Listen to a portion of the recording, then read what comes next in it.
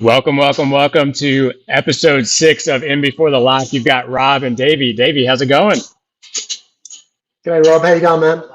Good. We are live. We had a little bit of technical difficulty last week or 2 weeks ago, but we're back. We're bigger than ever. We've got Jaws right there, baby, in the background. So we recorded a whole episode last week, 1 hour. Davey and I talked to ourselves about Jaws. So we are ready. Yeah. If any of this sounds like we're just going through the motions, it's because we did the exact same show a week ago, 2 weeks ago. But some new mods have come out since. Fresh. Some new mods have come out since. That's exciting. We are also on location at Barcade. Oh, no, I got some audio coming in on that guy. Let's mute him real quick. So we are at Benton Parkade here in St. Louis, Missouri. We're just stepping about 10 steps away from the brewery here, Anheuser-Busch Brewery. This place is amazing. They've got over 25 modern machines, most of them Stearns. You see Jaws here in the back. Really cool place. So Chris and the entire St. Louis community, thanks for having us here. Super excited to do some close-ups on the game. I've got a chance to play it probably about 10 times so far. And there's some really cool things about it. I think it's amazing. The pro is probably one of the better pros I've seen in a while. So super excited to dive into that. So we've got a packed schedule today. We're going to try to keep it to an hour for you guys. Talk a little bit about what's new with us. We're going to be doing a deep dive on Jaws. If we have time, we're going to cover off on some other mods in the mod space that we've seen and talk a little bit about what's next up for episode 7, which will be in 2 weeks, not on January 29th. For you guys on YouTube, make sure to hit that bell icon when you subscribe, and that'll get you push notifications whenever we go live. So, Davey, what's going on with you, man? You've been busy? Yeah, man, always busy. Been releasing a couple of new mods. Just announced the latest edition, or the latest mod in the Tokyo Neon range for the Subway. So that got released, I think, probably about 2 weeks ago. It got a lot of attention, which is really great. People are really happy with it, as I'm sure all the other mod makers and yourself would agree and understand. When you go to release something, there's always that trepidation that you've not done enough, or that people aren't going to understand sort of what you've done creatively or whatever. So it's always such a relief when you do it and people like it, and you get that good feedback. So it's been doing really well. Got a lot of sign-ups on it, and it's good to finally get that one out there and start moving into the production of it. Now I saw when you announced it, which I guess was a couple weeks ago, you had 500 people on the wait list before you even dropped this thing, right? I mean, you got a lot of customers that are going to be waiting, but excited. That's awesome. I think it was more like 350. 350, okay. Before we'd shown anything, before we'd shown anything. I think people knew it was going to be a Subway, but that was it. Right. And then I think after maybe 3 or 4 days, I think it's up at around 800 or something.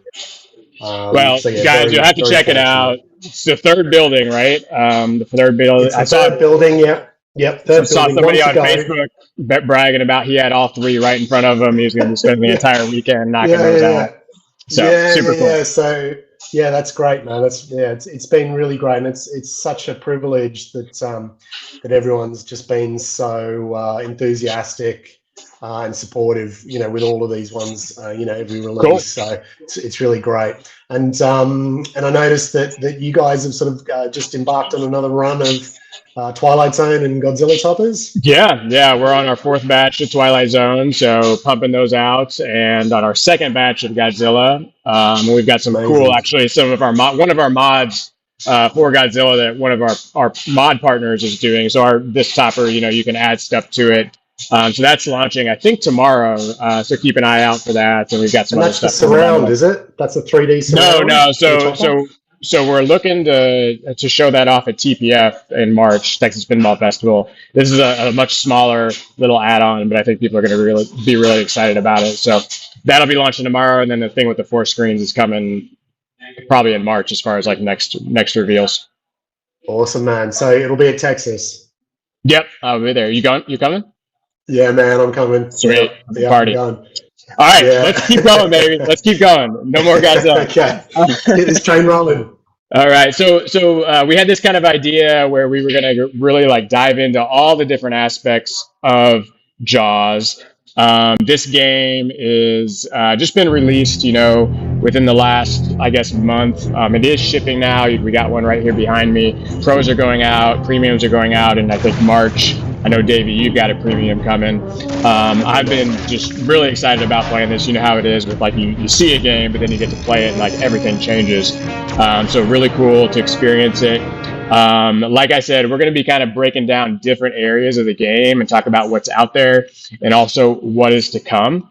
There's a ton of stuff, you know, already in the works. One of the things that we thought would be really fun to do was kind of just for those of you that are newer to the mod space, kind of talk about just like all the things that are available just to really any machine. This is the Avengers machine from Stern.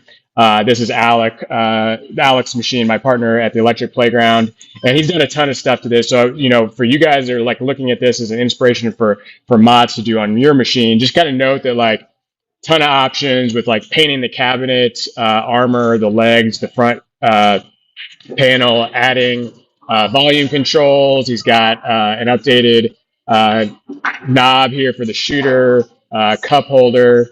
Lots of lighting upgrades. That lockdown bar with the gold there on the front is an example. The start button there blinking. We're not going to cover off on like everything here, although we are going to talk a little bit today about some of the stuff that's already come out from Stern. But we wanted, because no one's really got this out there on Jaws, wanted you guys to kind of see like how far you can take it. Like if you've seen an Avengers, I guarantee, you know, it doesn't look like this one. This one is incredible on so many levels. So definitely a big shout out to Alec for everything he's done here. You'll see he's got these custom brackets for the back box. He did this gold trim on the back box. These letters, all this stuff is stuff that, you know, he's buying too from mod makers like us for the most part too. So like just tons of stuff that you guys need to look up for Jaws if you're getting it, and know that you can really, you know, make, you know, this your own, which is super cool. Yeah, Davey, I mean, he's done such a fantastic job on that, doesn't he? Like, I mean, you know, the thing about modding, like we always say, like, you know, how much is too much? Walking that fine line between, you know, what is tasteful and beautiful and minty and you know, crossing the line into gaudy is really tricky. And to be honest, you know, I think he's walked that line so amazingly well with that one. And you know, the purple and the gold. I mean, it's crazy, isn't it? Like, it's not a color combination that I would necessarily think works, but like, you know, seeing it on there, it works, you know, beautifully. And you know, he's really smashed that one out of the park. I want one. Yeah, I mean, it's really cool. Like Alec really takes it to the extreme, and that's of course what we love as mod makers, is people that really want to make that game their own, and in this case, you know, do it really tastefully. So super cool. Yeah. And now, Davey, I know you've been kind of like checking out what's out there. As usual from Stern, we've got 3 models. We got the Pro, the Premium, and the LE. A lot of talk about the artwork. I think the Pro's fantastic. The Premium back glass, it's easy swap if you don't like it.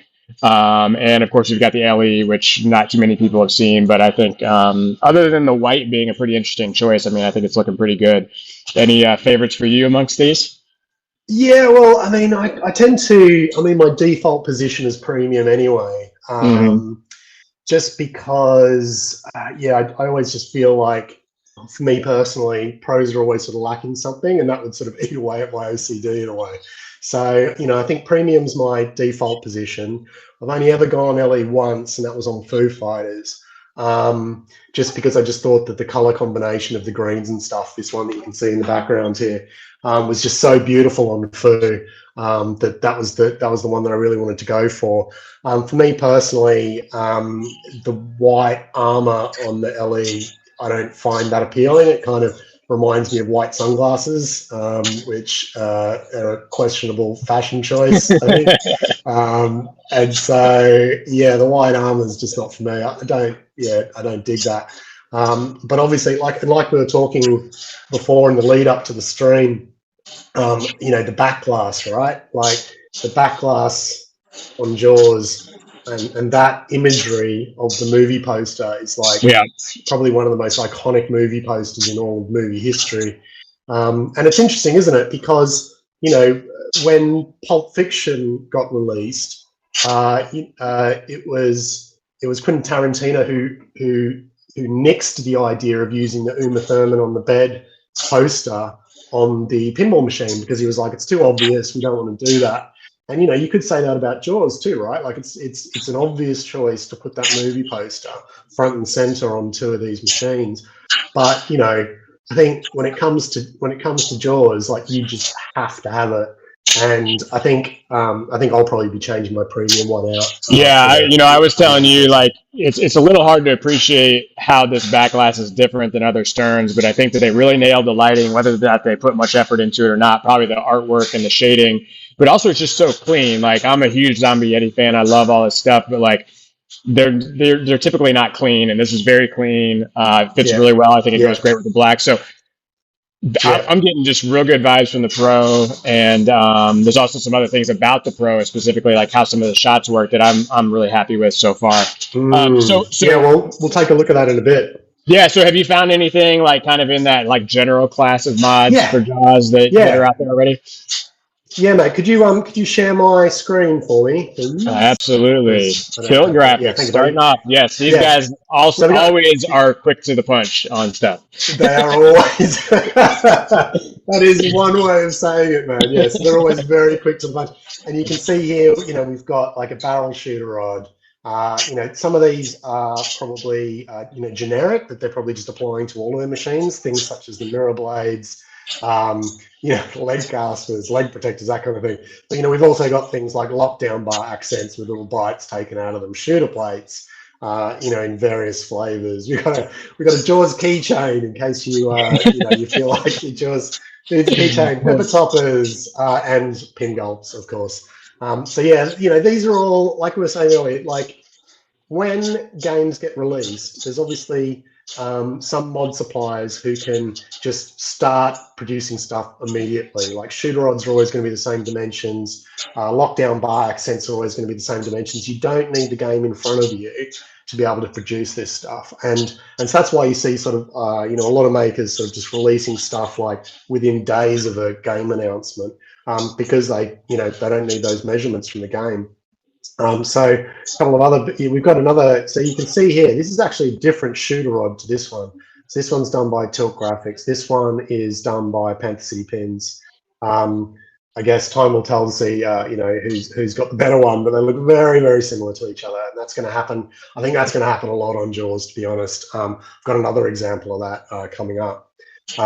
We've got another shooter rod here by Mike's Pins. Are you, I don't know. I think we're still getting tilt from you. So if you're changing screens, damn.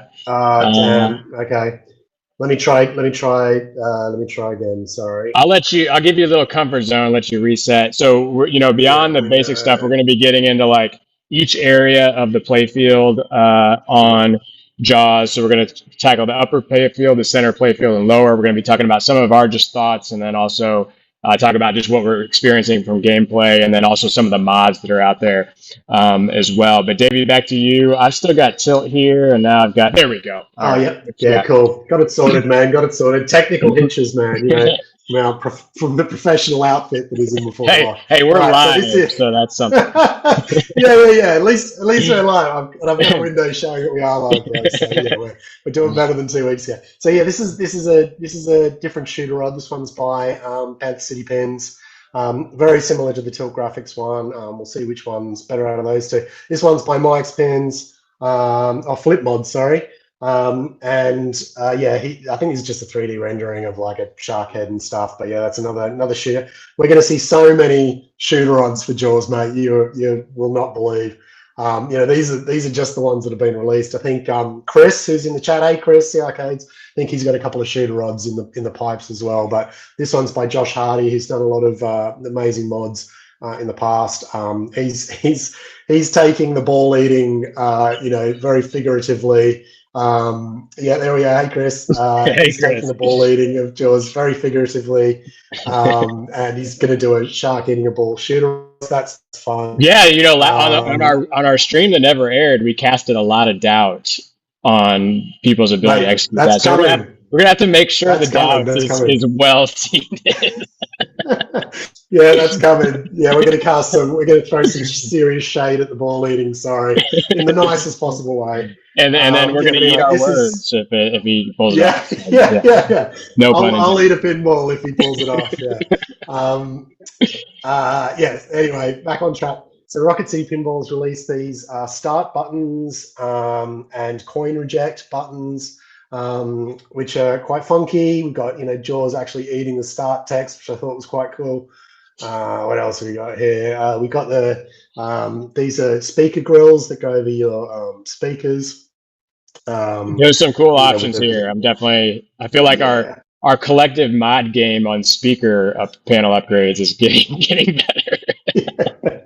Yeah, for sure, man, for sure. These are quite cool too. These are flipper toppers. Are they though? Are you sure? Are you sure those are cool? I said quite cool.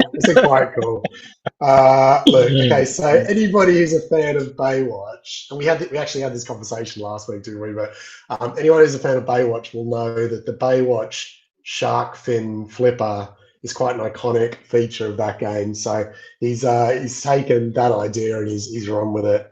I don't know. Maybe I worry about the ball. Like, although if it blocks the ball when it pops over my flipper, I'm not going to complain. Oh, exactly. How often does that happen to you, though, Rob? Dude, I mentioned it last time. It happens a lot, or maybe I think it's happening. I don't know. It's there. Yeah, maybe. Yeah, maybe you're blaming that happening. It's just going straight down the middle. Yeah. So that's it for all the sort of like, I guess, generic's a bad word. I don't want to put people down and stuff, but all of the stuff that people can easily sort of produce and start selling immediately without actually having the game in front of them. Yeah, I mean, look, it's Elwin's first game since Godzilla, which is a little hard to believe. Absolutely one of the more modded games. I'm sure like a bunch of people are on this. We've got Method Own talking about his LE. Can't wait to see the LE for myself. I mean, like if you're a Jaws fan, I think you had to got in on this LE. Jaws is one of your faves for sure. So we do have some differences in the playfield between the Pro, the Premium, and the LE. So the main thing is you've got an upper playfield on the LE and the Premium, which is a pretty big difference. This shot here in the middle kicks up to the upper playfield. Davey, do you want to go ahead and dive into a little bit about each area on this, and I'll pull it up? Yeah. So I guess, well, one of the things that we sort of mentioned a bit when before the announcement, before we'd sort of seen anything about this game, I was casting some doubt as to whether the game itself was going to be conducive to, I guess my style of modding in particular. I didn't think there was going to be much on this playfield for me to work on. Generally, I do a lot of LED sort of based stuff, a lot of lighting and things like that. And Jaws being quite a moody film, very realistic. I thought that the artwork was going to be very realistic.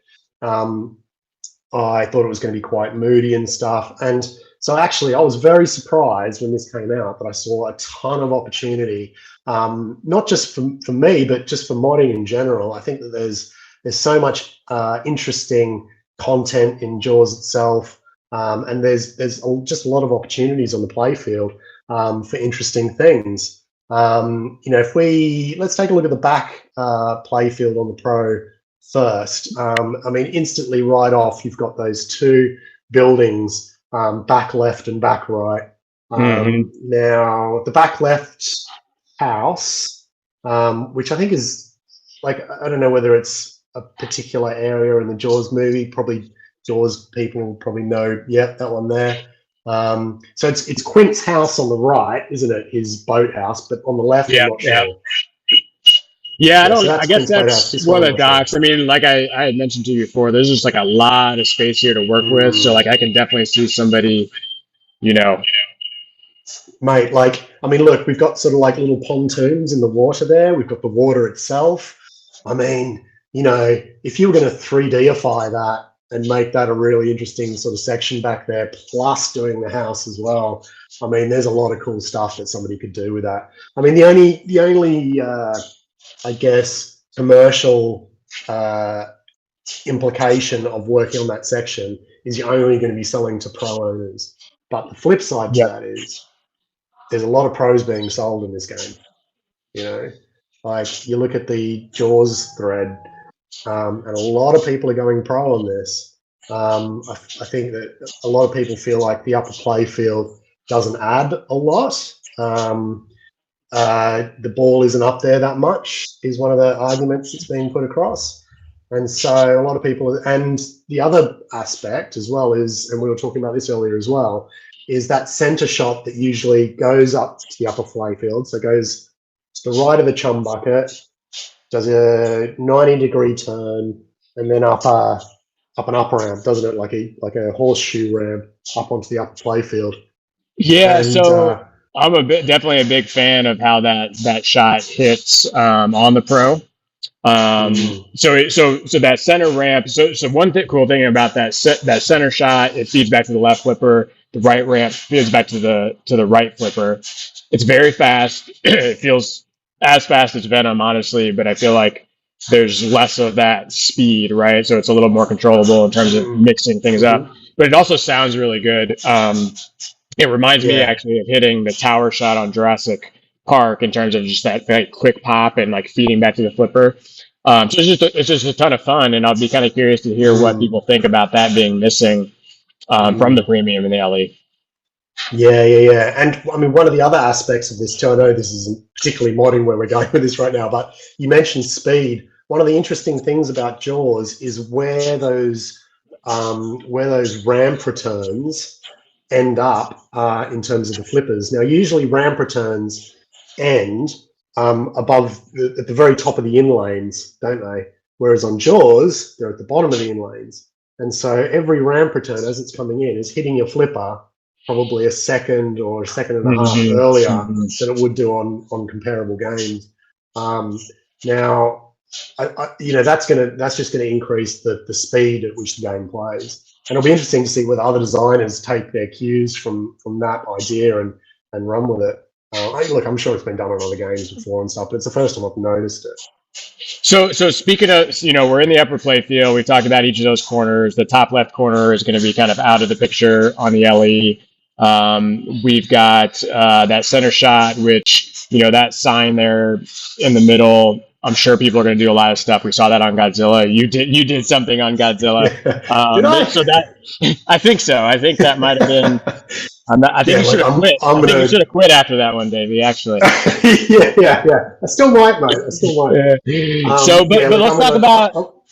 Let's talk about the shark, right? Because like that's what really everybody's kind of talking about, and it's a little bit different for the LE and the Pro, but kind of same thing. Yeah, two very different sharks.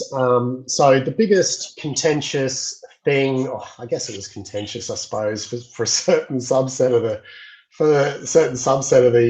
pinball fraternity, was that the big controversy was that Jaws doesn't eat the ball on any version of the game.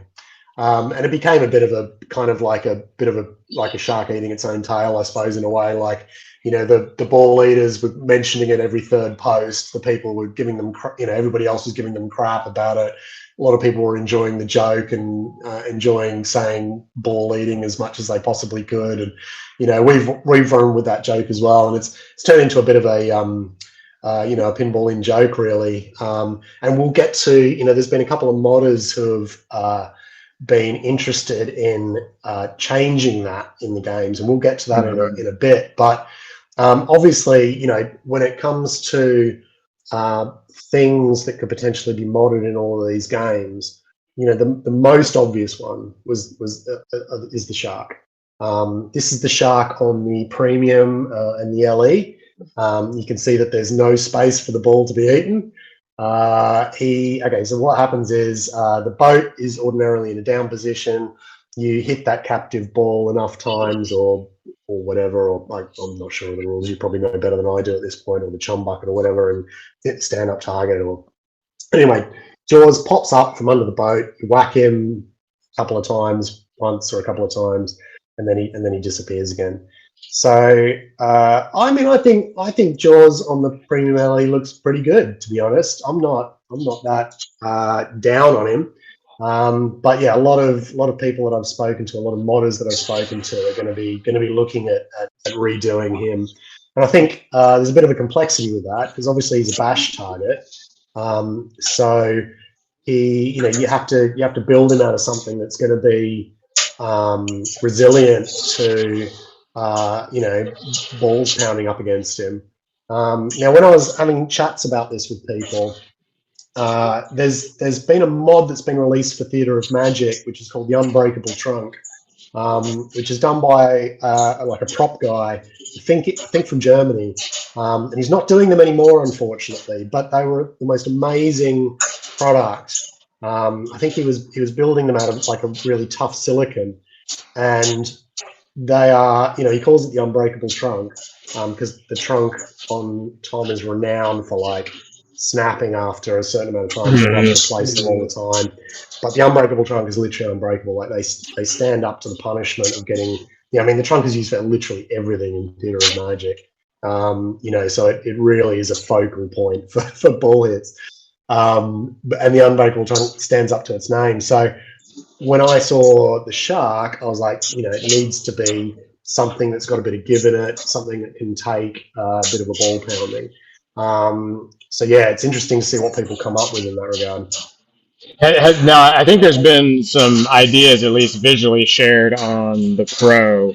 You don't happen to have any of those handy? Yeah, man. Are we talking about we're talking about the ball eater? Yeah, see some ball eater shots. Yeah. All right, man. All right, let's jump straight to that. Were you building up to that? Yeah, man. You're like breaking my rhythm. You're making me jump around. No, that's cool. That's cool. So yeah, this is okay. So this is Interactive Pinball.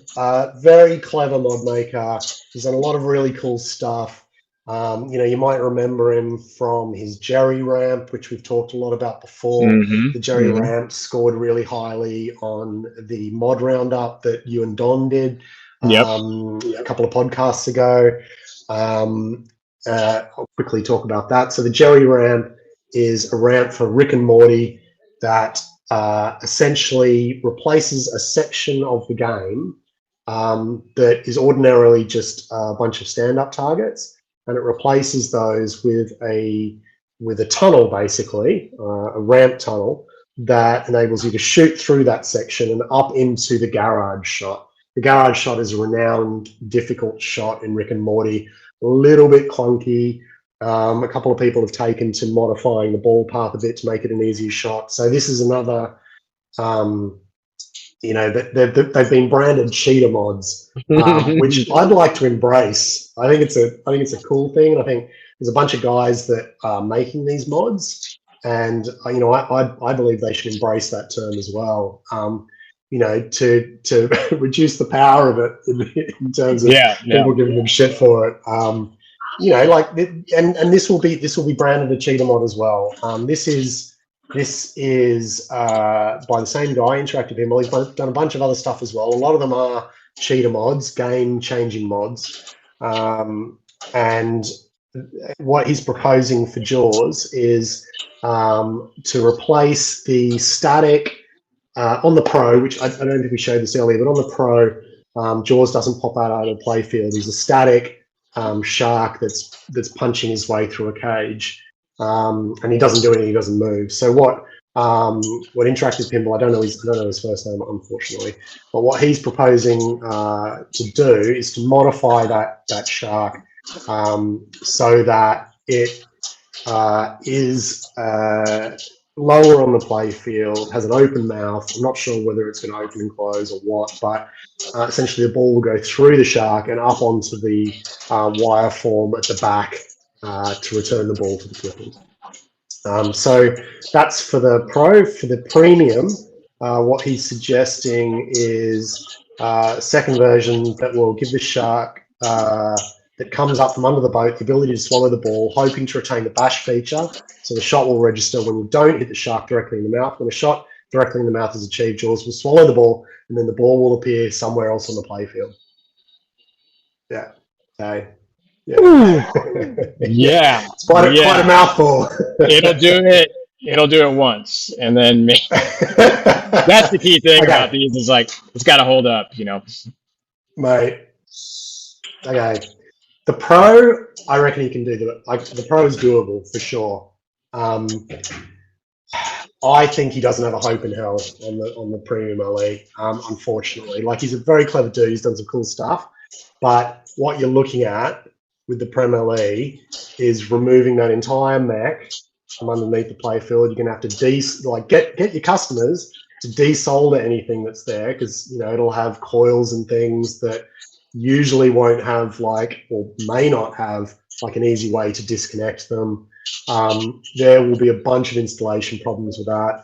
I've no idea where the ball's going to go even when it goes down there. The easiest thing to do would be for it to go down and then to come back up again, because then he wouldn't have to reroute it somewhere else with subways. And you're looking at asking users to drill into the playfield. I think he's, to use a terrible term, bitten off more than he can chew. Well, I mean, all that too. It's with Elwin and some of this might depend on whether you even care about all this, but his scoring systems are so deep. They're also going to evolve greatly. I mean, the biggest payoff shot in the game is got to be related to the mechanism probably there at some point. And I would, I mean, even looking at even the pro version you're talking about here, I mean, there's a captive ball here. It's hitting a target. What are you doing? Are you registering the shot as a hit on the captive ball every time you hit it? I mean, I guess it might work here, but there's a lot more intricacy to this. Well, yeah, exactly. You're right. I mean, you're going to have to remove that entire mech, the captive ball, the plastics, the shot. There's a lot to remove. You're removing a lot of your game to then stick in something else that's going to have to look and feel better than what Stern's produced in the first place. Look, yeah, I mean, I think that these cheater mods, they need to be solving a problem, right? Well, the ones that are there solving a problem is on Bond, which we did, award as the best mod in our thing. It was it was increasing flow of the game. It's labeled cheater because it's about are you going to honor the designer's intent, or are you going to change the game to your liking? I mean, I certainly don't buy pinballs because I want to set out to honor designer intent. I want to have the best $10,000 toy that I can possibly have. So I think on this one, I mean, if you put this in and then taking it back out and putting in the original one, if you don't like it, I think is probably going to be precarious. So that's something I would really just advise people to think about is make sure you can reverse it too, because 100%. I can guarantee you it's going to hurt you. Yeah. And if you like it, chances are 9 out of 10 people aren't going to like it, and you're going to hurt the value of your machine too, if you're not careful. So I know. Look, I think particularly the Bond one that we've talked a lot about. I mean, that's that, and I know a lot of people are going to disagree with this and stuff, but in my eyes, that's solving a problem that existed with that game and making it more fun and more enjoyable for people. So I think that, and it's, in terms of it changing the game significantly, it's very minor, really. I think. Whereas this is massive, and I think he said he's going to try and keep it under $300. I don't see how that. I mean, I'd rather him make it a $600 mod to make it right than try to keep it under a price. But I mean, we'll probably be surprised on a number of levels on this one. I hope so. Yeah, look, but at the same time, I also know what he's capable of producing, and he produces Yeah. really great stuff. If he spends like 8 months trying to get this to work, then he's just wasting 8 months of his time when he could be producing other cool things. So in some ways, and I hate to think that maybe sort of, gone through with this announcement to try and sort of ring fence the idea. And then it's only, just occurred to him, I guess, how difficult it's going to actually be to pull off, and feels like he can't backtrack on it or whatever. If it was me, I'd be backtracking on it. I just don't think it's going to be possible. I just can't see a way it's going to be possible. If he's able to do it and it's awesome, then I'm so happy for him that he's done that. But I'd prefer him, to be working on other things that are easier to pull off and probably stand a better chance of having commercial viability in the long run. Yeah. Well, we'll see. I get the community's reaction. I mean, when you're investing this much money in it and you're talking about Jaws, like, why couldn't Stern have pulled off Jaws eating the ball? Well, I guess there's probably a reason for that, and there's probably different factors, but I guess it just depends on whether you buy their reasoning for it or not. Well, I'm sure they thought about it. Let's just put it that way. And they abandoned it. So, what else? What else in like that upper or middle space? Like I know the spinning thing is actually pretty fun to hit. I've found. The spinning thing. The reel. Yeah. And it is just like a really simple piece of plastic. And this is true the premium and the LE too, I think. So I'm sure somebody's going to do something with that. Yeah. So there's been a bunch of talk about that. Nobody's kind of released any pictures on anything yet. Look, I don't know whether. Well, I won't say his name because I don't know whether he wants it to be known yet. But I definitely know of one other mod maker who's working on a reel for that section. And what would be awesome is if it could sort of at least look sort of stainless steel like those hardcore fishing reels did, and sort of be sort of movie accurate to what Quint used in the film. I guess the question with those spinners is those horizontal spinners is whatever you put on it can't reduce the amount of spin that you get from when you hit it. And that's the real trick with those, isn't it? Like it's got to be, I guess, light enough so that it's not going to feel like you're impacting the game anyway or making it harder. So that will be the trick with that one, I think. Yeah, and it already doesn't spin that much, compared to what you might expect from like even Guns N' Roses or whatever. Like something about, I think it's because like that's actually a pretty tough shot. So when you're hitting it, you're usually hitting it with like not full momentum. So keeping it spinning. The chum bucket is really cool as it is. Like I don't know. For me, I would never swap that out. Like I think it's pretty darn well done. Nobody's even talked about the chum bucket in any of the threads. And look, what they've done is quite simple. Like they've just used like a two-tone sort of plastic pour or something to give it sort of like this sort of wavy blood effect, and it's really, really effective. So whoever sort of came up with that idea is a genius, because it probably wasn't that costly for them to do, but it perfectly captures the look of a chum bucket. So I'm gonna put you on the spot a little bit if you don't mind. Okay. Yeah. So like, I didn't even realize it until I got my hands on this thing, but like that 4 sign there is exactly the same sign as what you did on Godzilla as far as like the form factor of it, right? So, and I know one of your concerns with this machine was like, it's organic, right? Like it's got an organic look and feel. Yeah. So talk to us about like what materials you would use to create a wooden effect like that. Like, what are you thinking about with that? Okay. So I'm definitely looking at the sign as a first thing that I'm going to do. But it's not going to be, well, the idea, the plan is that it's not going to be a sign like that's a sign. Okay. So I'm not going to get too, because I don't really want to sort of talk about it too much, just because I've got a bunch of cool ideas that I hope I'm going to be able to pull off.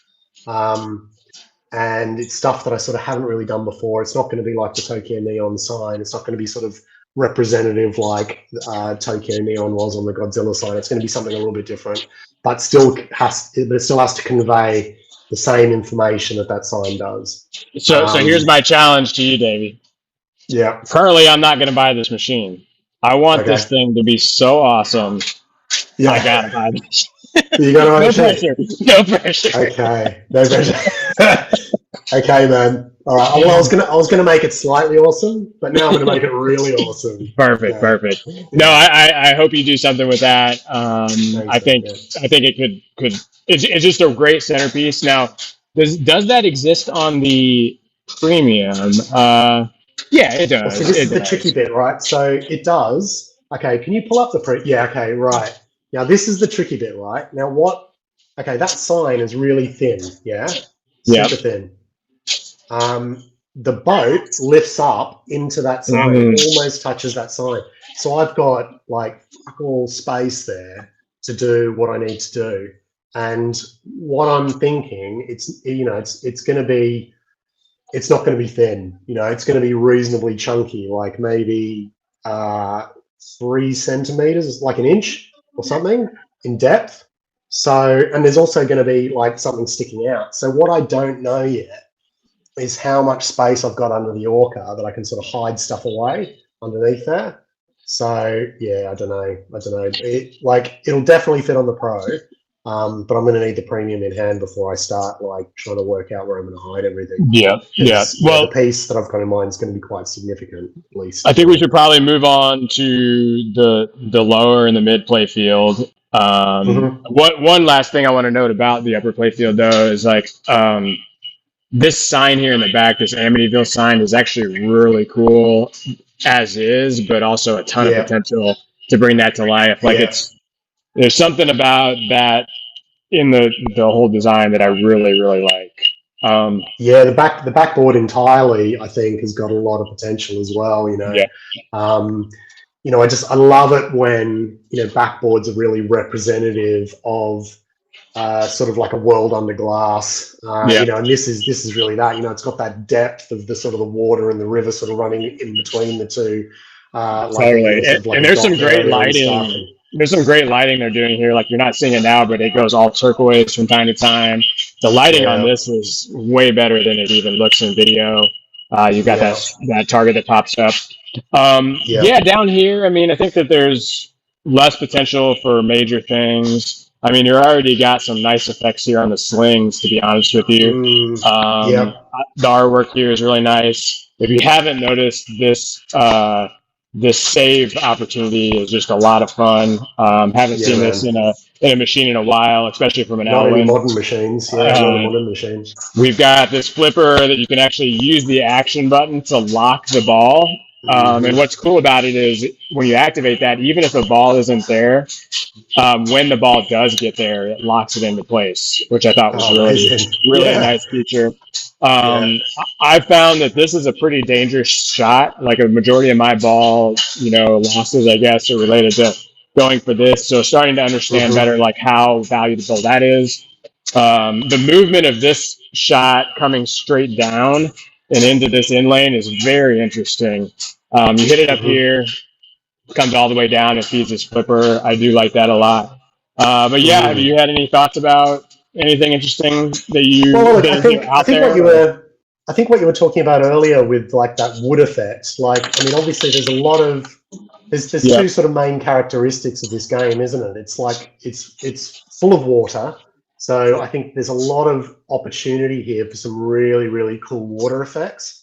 And I've got some ideas for that. But there's also a lot of opportunity for wood effect on top of that. The boat and the dock and all that kind of stuff. So mixing those two sort of concepts and ideas, and trying to work out a really great way of having a really sort of nice wood effect. And whether it's done, you've got.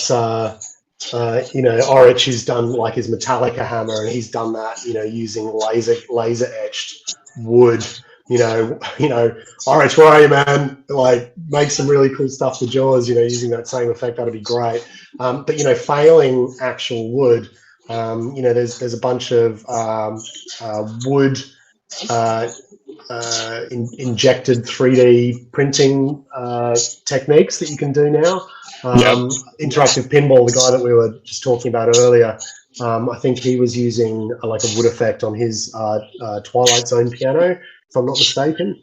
And so there's a bunch of sort of, from a 3D printing perspective, a bunch of techniques that you could use, and then, age them after the fact, using wash paints and things like that. So, yeah, I mean, it'd be really cool if people came up with some nice slingshot, replacements and those inlay plastic replacements as well that were made out of, something a bit more 3D and wood effect.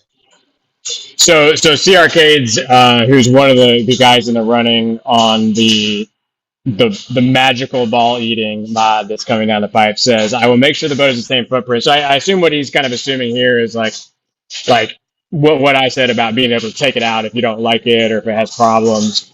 Like no drilling, like under any circumstances. If you could just, because let's quickly jump. Can you just jump to my share too? So we can has he put anything out there?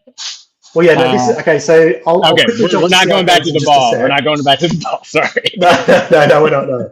Yeah, no. So this is okay. So first of all, this is the Tubin Gary. It's not called the Tubin Gary. I think the guy should rename this mod the Tubin Gary, because that's somebody else who came up with that name, but it's brilliant, and it's I've got to say it's better than the Jaws Great White Pop Bumper mod. Tubin Gary is what it should be called. So this is going to go on top of the pop bumper, right? Let me pull that up. Yeah, top of the pump bumper. Yeah. These are let me pull it up so everyone knows where this guy's going. Yeah. Well, right here, and you got the single pop bumper from Elwin again, but it's up higher, so I do like that quite a bit. What else is and so there?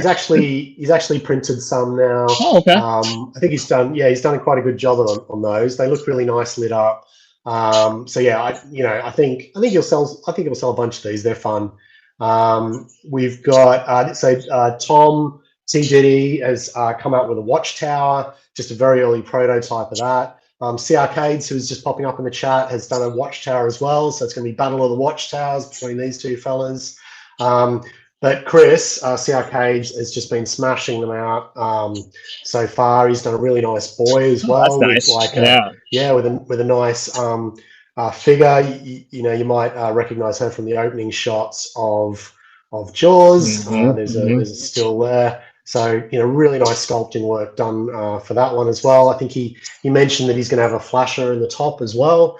I don't know whether that's still happening, but he sort of mentioned that in the earlier thread.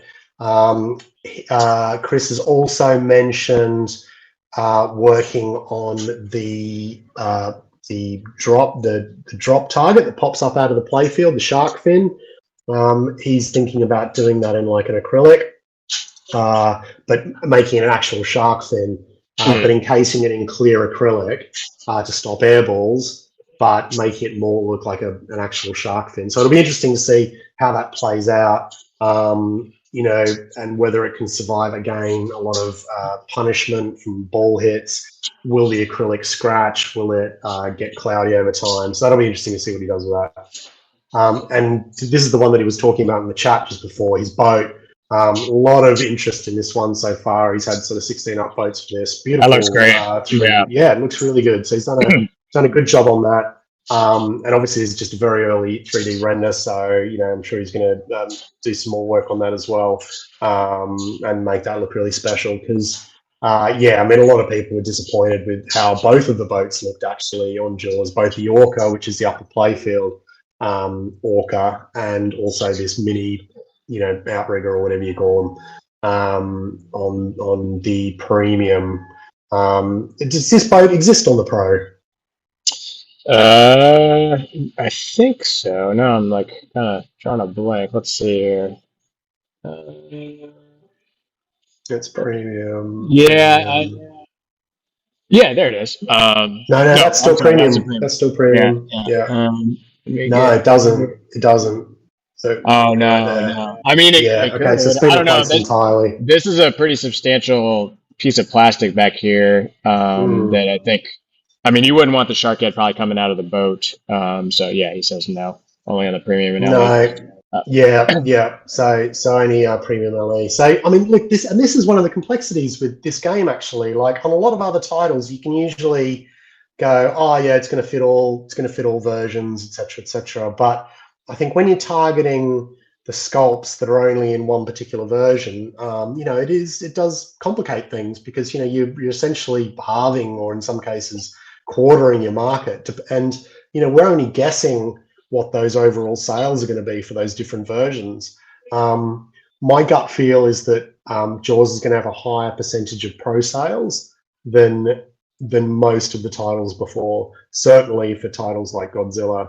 I've sort of mentioned this to people at shows and stuff, and obviously none of us are privy to what Stern's sales figures are. But all I've got to go in is what the percentage of mod sales is split between pro and premium and LE, because I ask for that information when people get the mod.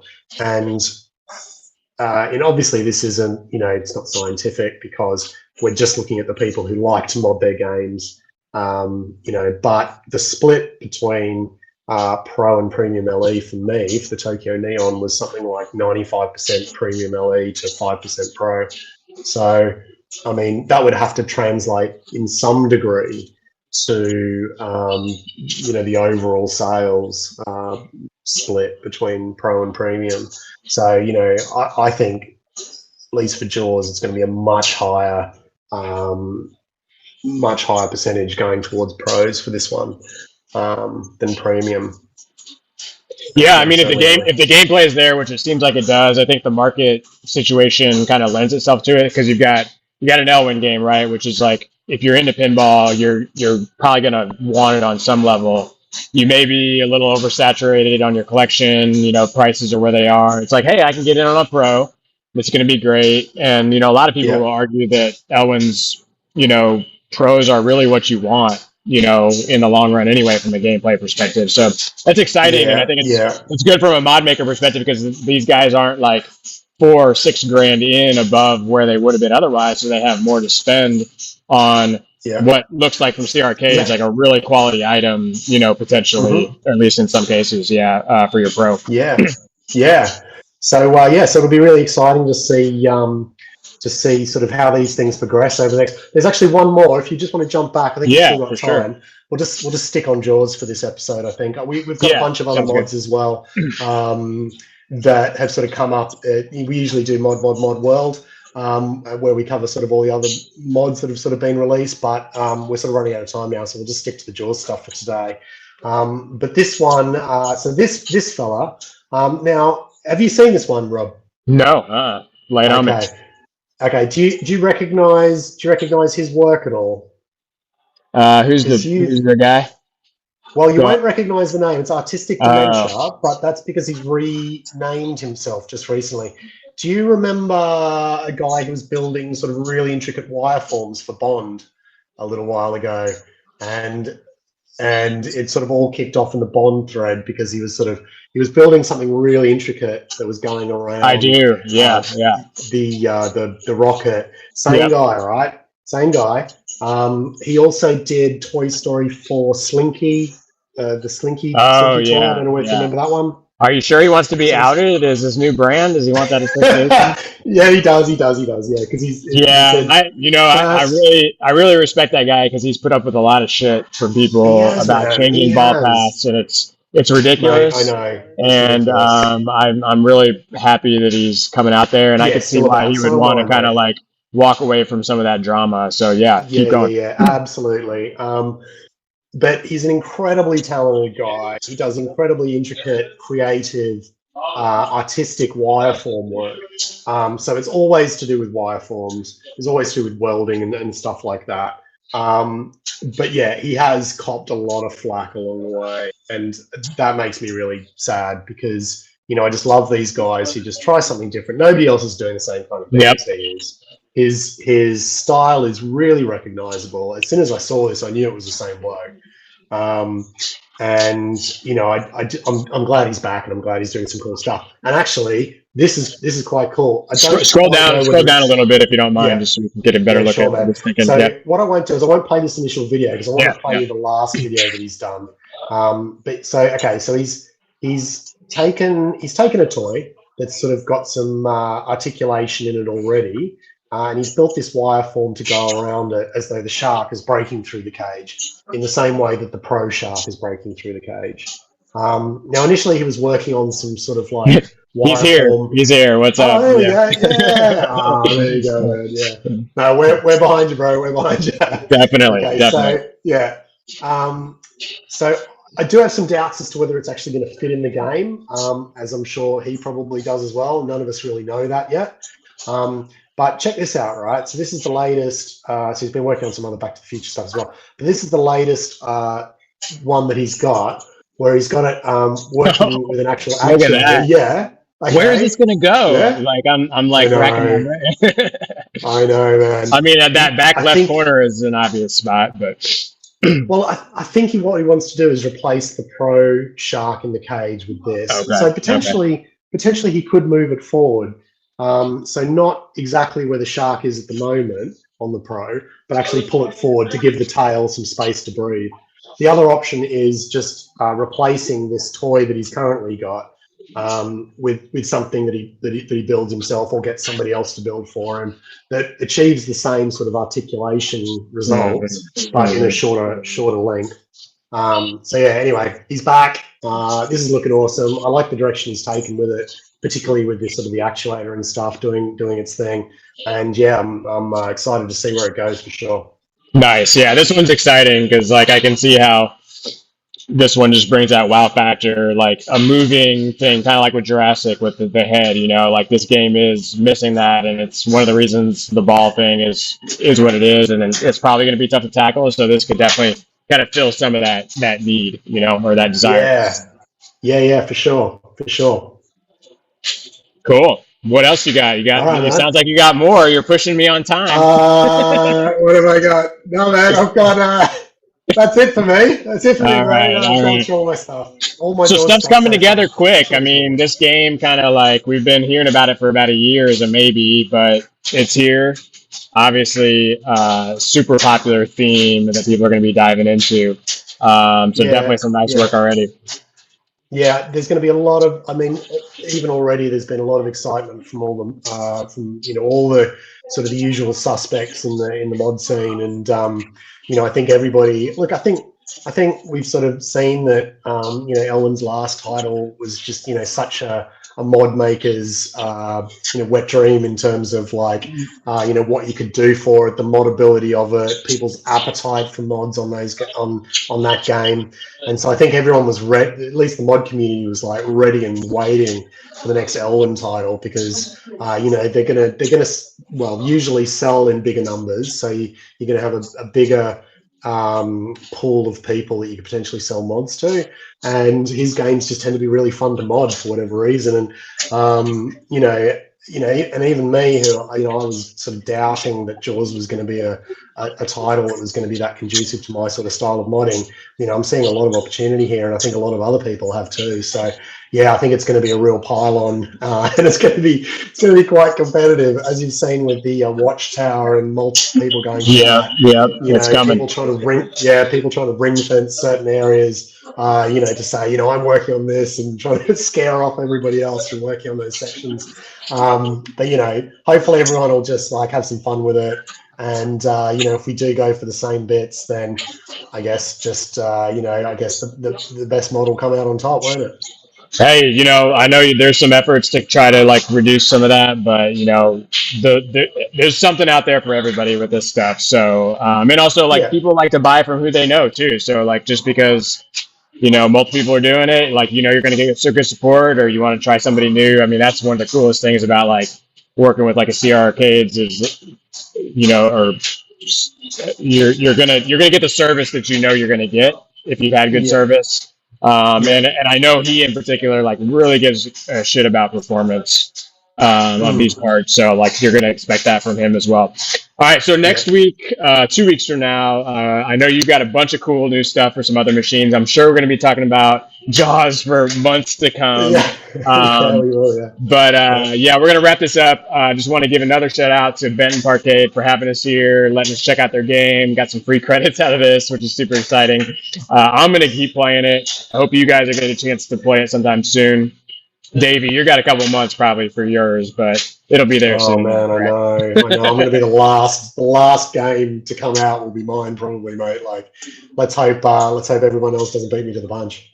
Yeah, for sure. Well, guys, thanks for tuning in. Sorry for the hiccup, but thank you for sticking with us. Let folks know about this thread. If you've got mods that you want us to talk about, let us know. We're here to support the community. Davey, thank you for staying up late with us. Great show, My pleasure, and we'll see everybody next time. Thanks, guys. Thanks. See you next time. Signing off.